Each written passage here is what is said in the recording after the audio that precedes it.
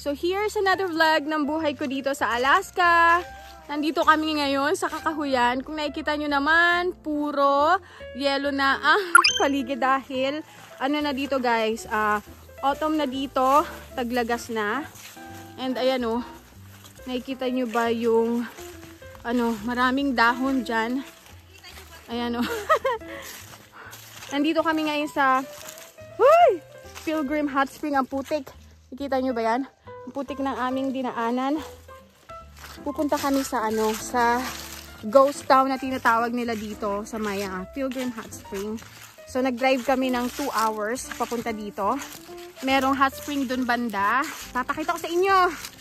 So eto.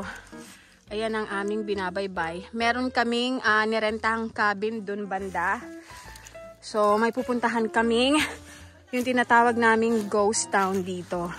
Ito yung mga lumang bahay na guys. Ayan. Nakita nyo ba yan? Wala namang nakatira dito. Tapos, ito nakita nyo to. Ayan. Wala na rin nakatira dyan, obviously.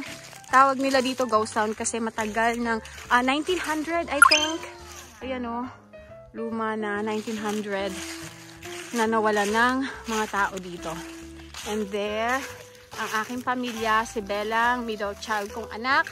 And there is John. And eto yung ang LGBT ng Alaska, guys. So ayun, tapos na ang aming tour. So nagpunta lang kami doon tapos bumalik na ulit kami. So yun lang. Bye!